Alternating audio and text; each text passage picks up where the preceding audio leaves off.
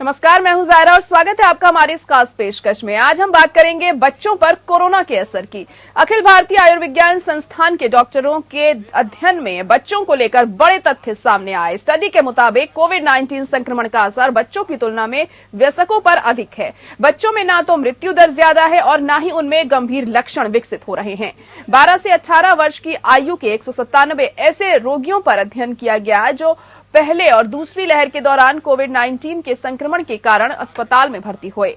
अध्ययन में पता चला है कि अस्पताल में भर्ती 84.6% किशोरों को बहुत ही हल्के लक्षण प्रतीत हुए, वहीं 9.1% को मध्यम और 6.3% को गंभीर लक्षण विकसित हुए।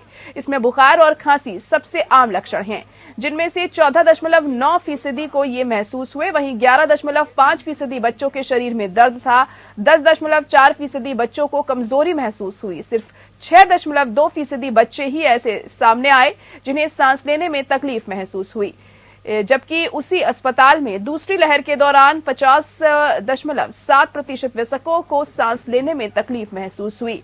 अध्ययन के मुताबिक कोरोना से संक्रमित सिर्फ 7.3% बच्चों को ऑक्सीजन की आवश्यकता महसूस हुई, जबकि 2.8% को ऑक्सीजन के उच्च प्रवाह की आवश्यकता पड़ी।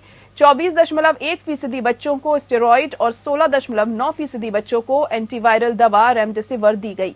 जिस अस्पताल में यह अध्ययन किया गया, वहां कोरोना की दूसरी लहर के दौरान किशोरों की मृत्यु दर 3.1% रही, जबकि वयस्कों की मृत्यु दर 19.1% रही, जो बच्चों की तुलना में 6 गुना अधिक है।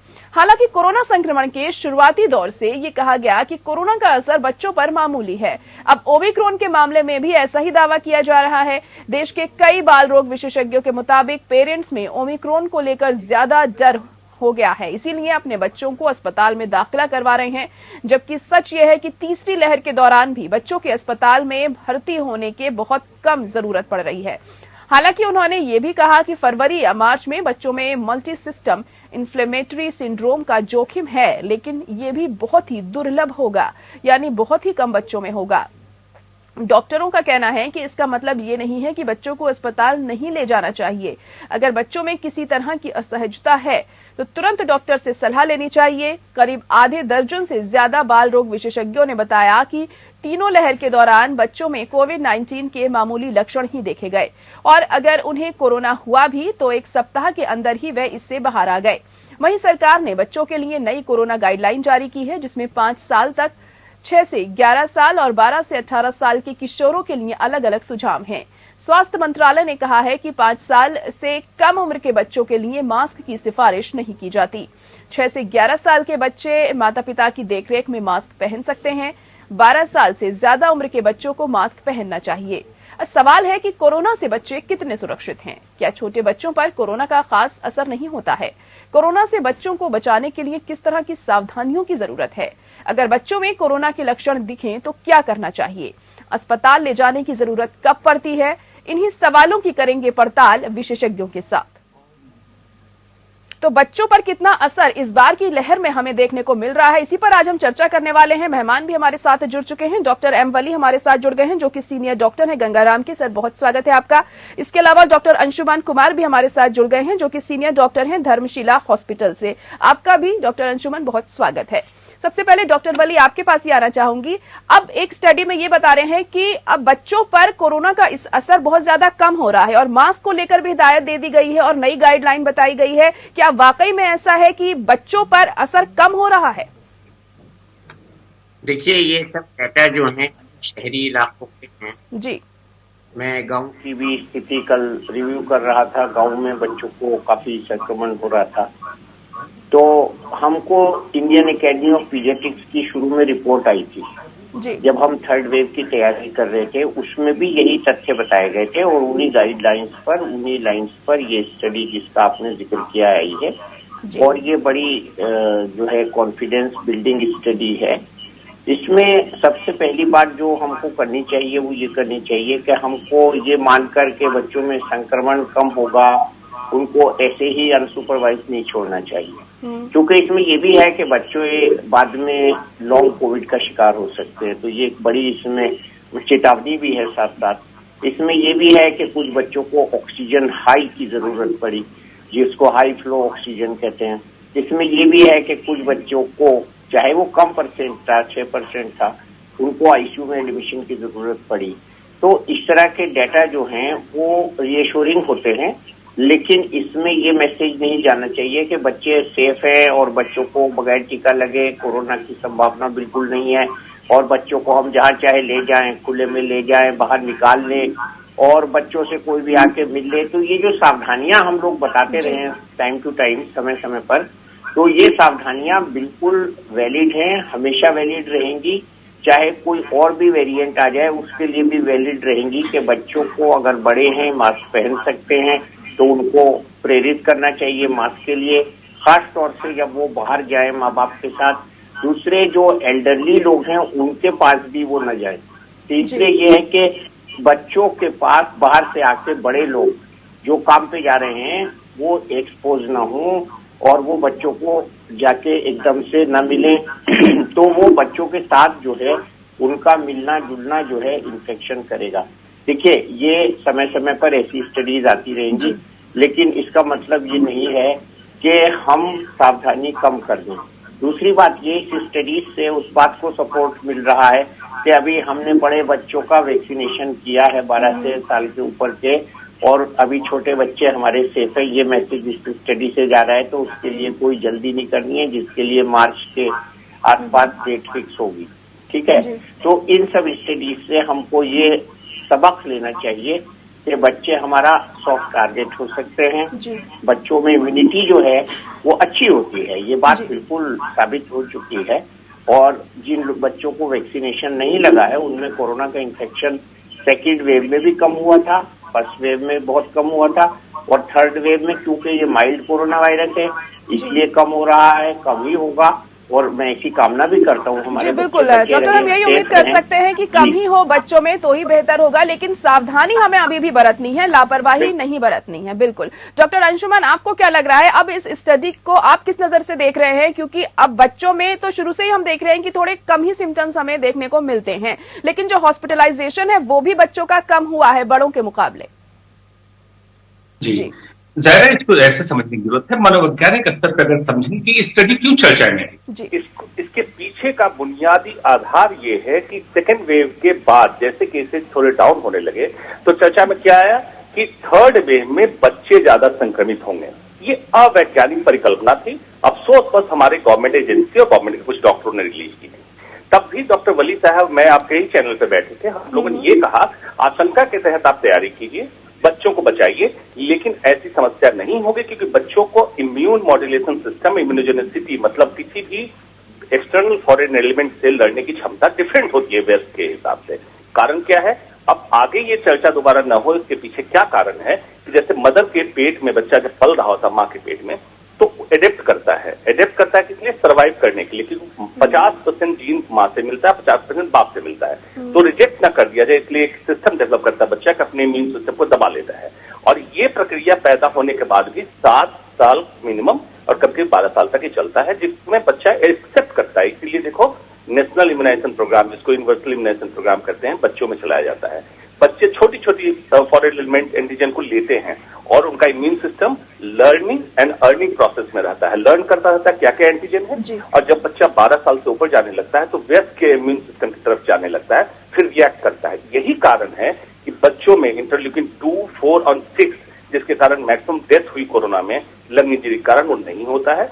इसलिए स्टडी वैलिड है और स्टडी ऐसी नहीं, इसको रिसर्च कहते हैं, मतलब दोबारा ढूंढा, दोबारा सर्च ढूंढा, मतलब ऑलरेडी एग्जिस्टेंस था हमारे इम्यून सिस्टम के स्टडी में, उसको हमने दोबारा सत्यापित कर दिया कि बच्चों में एक्सेसिव रिस्पॉन्स नहीं आएगा, इसलिए डेथ कम होगी, इम्यूनोजेनिसिटी अच्छी होती है। ओमिक्रॉन में 100% पॉसिबिलिटी है, तो जिसके एडल्ट इन्फेक्ट हुए बच्चे इन्फेक्ट होंगे और वो इम्यून सिस्टम डेवलप कर लेंगे। वैक्सीनेशन का अच्छा रिजल्ट आएगा, इसमें कोई दो मत नहीं है। लेकिन जो वली साहब ने कहा उसको मानना है, बच्चों को अनसुपरवाइज नहीं छोड़ना है कि कब कौन सा स्ट्रेन क्या रूप ले, उसकी आशंका के तहत हमें ध्यान रखना है। और अभी भी बच्चों के लाइफस्टाइल, जीवन शैली, मतलब फास्ट फूड ना खाएं, मोटापे की तरफ ना बढ़े और इन चीजों से परहेज कराना है, वही आपके जीवनचर्या का हिस्सा होगा। उसी सब बच्चों को बेहतर व्यस्त बनाने में मदद करेंगे और बचा सकते हैं। जी जी, ये स्टडी एक राहत भरी बात तो है ही, लेकिन हमें लापरवाही नहीं बरतनी है और लाइफस्टाइल पर सबसे ज्यादा ध्यान देना है। डॉक्टर एम वली, आपके पास आऊंगी कि अब कि जैसे कि अब एक नई गाइडलाइन भी आई है जिसमें ये कहा गया है बच्चों को मास्क लगाने को लेकर, जो 5 साल से छोटे बच्चे हैं उन्हें मना कर दिया गया है और जो थोड़े बड़े बच्चे हैं 10 साल या 12 साल तक के, वो अपने माँ बाप की देखरेख में मास्क लगा सकते हैं, और जो बड़े बच्चे हैं 12 से 18 साल के बीच में उनको तो लगाना ही है मास्क। तो आपको क्या लग रहा है जो छोटे बच्चों को मना किया गया है ये कितना सही फैसला है, या ऐसा हमें करना चाहिए? नहीं, छोटे बच्चे जो बहुत छोटे बच्चे हैं, अगर हम उनके मुंह को कवर कर देंगे, एक तो उनके साइज का मास्क कैसे आप बनाएंगे जी। अगर हम इनएडवर्टेंट मास्क से उनको बांध देंगे तो वो बच्चा चोक कर सकता है। जी जी। आपको ध्यान होगा कि जो पॉलिथीन के लिफाफे फॉरेन कंट्रीज से आते हैं उस पे बहुत बड़ा वार्निंग लिखा होता है, this is not a toy. तो शुरू में मेरे को समझ भी नहीं आता था कि इस पे तो एक लिफाफा है पॉलिथीन का, सिंपल सा एक लिफाफा है, उसको खोल के हम कूड़ेदान में फेंक देते हैं। इस पे इतनी बड़ी वार्निंग क्यों लिखी है, this is not a toy? इससे बच्चा चोक हो सकता है। बच्चा अगर मुंह के ऊपर पहन ले उस पॉलिथीन को तो जैसे ही वो सांस लेगा चोक हो जाएगा।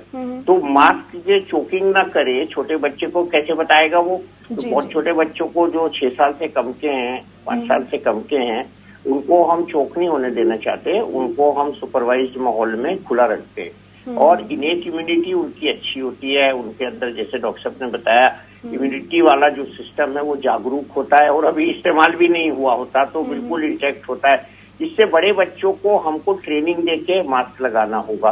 तो मास्क जो है ये एहतियाती पहलू है, जैसे बड़े बच्चे सेंसिबल हो जाते हैं 6 साल से ऊपर के और 11 साल से कम के, जैसे कि आपने भी बताया, वो मास्क लगाना सीख गए और वो बहुत अच्छी मास्क लगा रहे हैं और पेरेंट्स को भी लगवा रहे हैं अपने कि पापा मास्क ठीक कीजिए अपना, आपका मास्क गलत लगा है। सो उनको एक लर्निंग कैपेबिलिटी है और वो सीख रहे हैं और मास्क को सही तरह से लगा रहे हैं। और जो 12 साल से ऊपर के बच्चे हैं, जैसे कि डॉक्टर साहब ने भी बताया, आपने भी बताया, तो ये तो एडल्ट्स की तरह बिहेव करते हैं। तो मास्क जो है कहीं उससे चोकिंग ना हो, इसके लिए बहुत बड़ी सावधानी की आवश्यकता है और मास्क को प्रॉपरली यूज करना चाहिए। लेकिन बहुत से मैं देखता हूँ बहुत छोटे बच्चों को भी मास्क लगवाते हैं। खैर वो एक मैसेज दे रहे हैं सोसाइटी को कि मास्क लगाना चाहिए और वो बच्चे के साथ होते हैं उस समय, उनको मैं कुछ नहीं कहूंगा। लेकिन मास्क लगाकर बहुत छोटे बच्चों को, 5-6 साल तक के बच्चों को अकेला छोड़ने में उनकी लाइफ का रिस्क होता है, क्योंकि मास्क चोक कर सकता है, नाक को बंद कर सकता है, मुंह को बंद कर सकता है और ऐसा बच्चा आपसे शिकायत भी नहीं कर सकता कि मैं चोक हो रहा हूँ या मुझे सांस लेने में तकलीफ हो रही है। तो इसलिए उसको सुपरवाइज करना उसके माँ बाप का धर्म है। इनेट इम्यूनिटी उनकी अच्छी है, मास्क से उनको कोई ऐसा डिस्टिंक्ट फायदा नहीं होने वाला। और एक और बात इसमें सबसे अच्छी ये है कि हम जब मास्क के लिए कोशिश कर रहे हैं तो हम इस बात की कोशिश कर रहे हैं कि जो उनके आसपास बड़े लोग हैं वो मास्क जरूर लगाएं, और अगर 2 आउट ऑफ 2 1 मास्क लगाता है उससे भी बहुत फायदा होता है और छोटे बच्चे को इतना रिस्क भी नहीं है।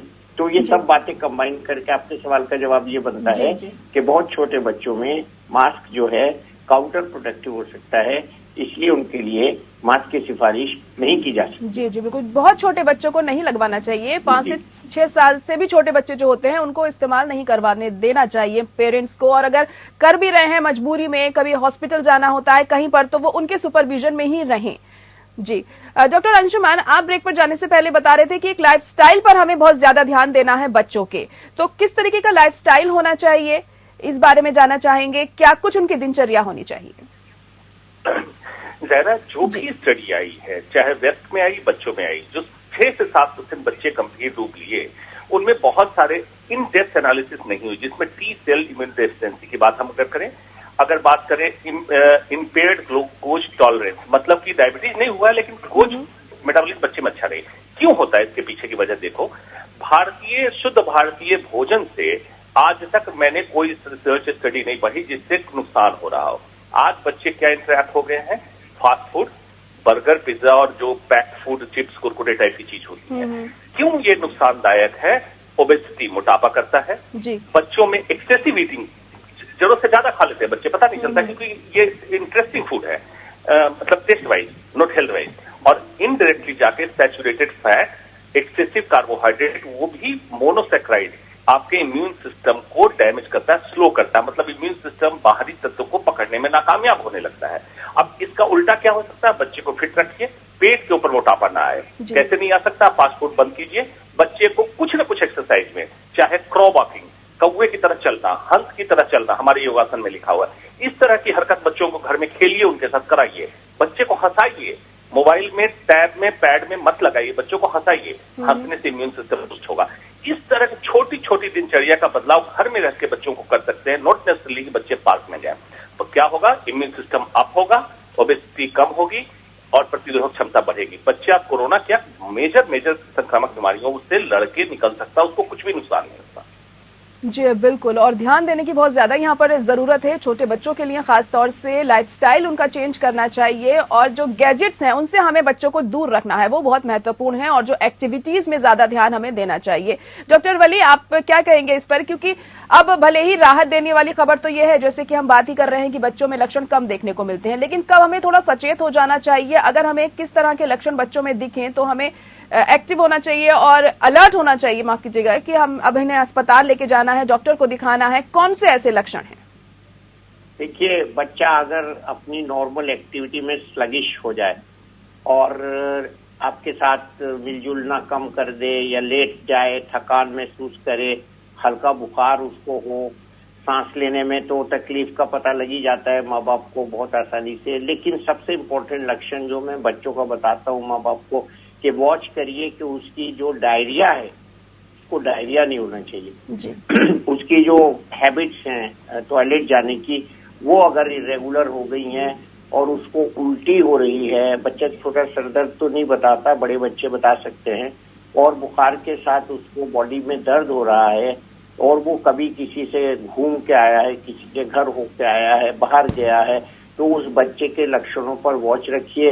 अगर बच्चे की उंगली ऐसी है, मोटी है, तो उससे सैचुरेशन आ सकता है। बहुत छोटे बच्चों को छोड़ दीजिए, तो बड़े बच्चों का सैचुरेशन देखते रहिए और उनकी एक्टिविटी पे वॉच करिए, उनके टेम्परेचर पे वॉच करिए, उनके खांसने पे वॉच करिए, और उनको अनकंफर्टेबल अगर हो रहे हों या वो लेट जाएं, जाके रुचि न लें डे टू डे की एक्टिविटीज में, जो कि माँ बाप को बहुत आसानी से पता चल जाता है। And at the top of it diarrhoea.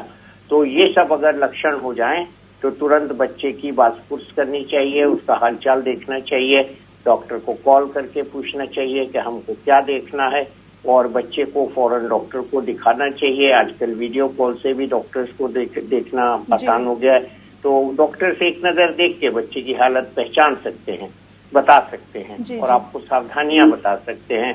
आपने तो रेमडेसिविर तक का जिक्र कर दिया, आपने MICU तक का जिक्र कर दिया, तो MISC जो है वो बच्चों का एक टर्मिनल, इसका बहुत लेट स्टेज में ये मल्टी सिस्टम इन्वॉल्वमेंट होता है, इसके लिए तो खैर ICU में ही जाना पड़ता है। लेकिन 90% बच्चे हमारे खुद से रिकवर कर जाते हैं और घर में ही रिकवर कर जाते हैं। लेकिन पीडियाट्रिक्स के जो डॉक्टर हैं, जो बच्चों के डॉक्टर हैं, वो हमेशा इस पर नजर रखते हैं कि बच्चे में कोई भी ऐसा एबनॉर्मल लक्षण ना हो या बुखार 5 दिन से ज्यादा परसिस्ट ना कर रहा हो, तो उसको वो बहुत अच्छे से वॉच करते हैं और उसको जो एप्रोप्रिएट मेडिसिन है वो देते हैं, और अगर जरूरत पड़ती है तो हॉस्पिटल में या ICU में एडमिट करते हैं। तो ये उनकी बहुत बड़ी जिम्मेदारी होती है, लेकिन हमारी जिम्मेदारी है कि बच्चे का संपर्क डॉक्टर से करा दें। जी जी बिल्कुल। कई बार हम डॉक्टर ऐसे देखते हैं कि पेरेंट्स पॉजिटिव होते हैं और बच्चे भी पॉजिटिव आ जाते हैं, लेकिन उनमें कोई लक्षण नहीं होता है। ऐसे में किस तरीके से ट्रीटमेंट करना चाहिए? कॉमन है, ये घरों में हो रहा है और सबको ये नजर आ रहा है।